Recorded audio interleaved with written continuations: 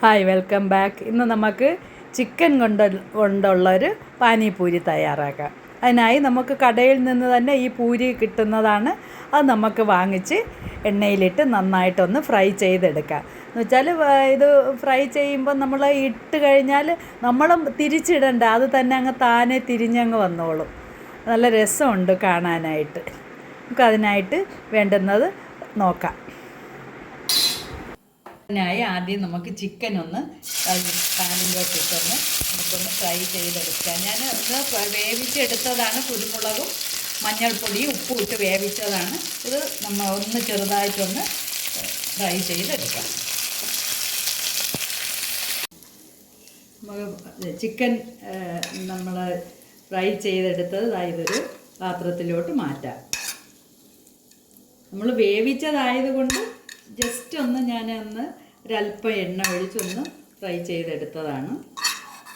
നമുക്കിനി ഇതിന് വേണ്ടിയിട്ട് ഒരു രസം തയ്യാറാക്കാനായിട്ട് ഞാനൊരു 4 വെളുത്തുള്ളി കട്ട് ചെയ്ത് വെച്ചിട്ടുണ്ട്. ഒരു പീസ് ഇഞ്ചി, ഒരു 3 പച്ചമുളക്, കുറച്ച് മല്ലിയില, കുറച്ച് പുതിനയില.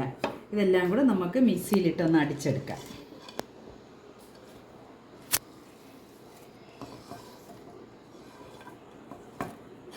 ഉപ്പും കൂടിയിട്ട് നമുക്ക് അടിച്ചെടുക്കാം.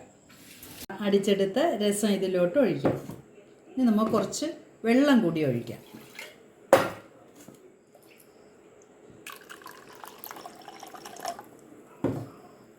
അല്പം ചാറ്റ് മസാല ഇടാം. ക്യുമിൻ സീഡിൻ്റെ പൊടി ഇടാം. നമുക്ക് നന്നായിട്ടൊന്ന് മിക്സ് ചെയ്യാം. ഇനി നമുക്ക് നമ്മളെ പൂരി കട്ട് ചെയ്ത് നമുക്കിതിനകത്തോട്ട് ഫില്ല് ചെയ്യാം. ആദ്യം ചിക്കൻ ഇടാം, സവാള ഇടാം,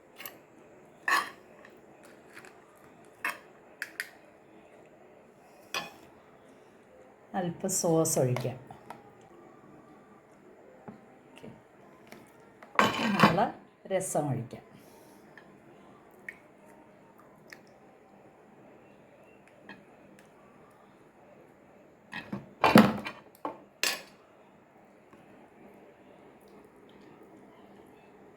ഇതുപോലെ നമുക്ക് ഓരോന്നായിട്ട് ഫില്ല് ചെയ്ത് വെക്കാം.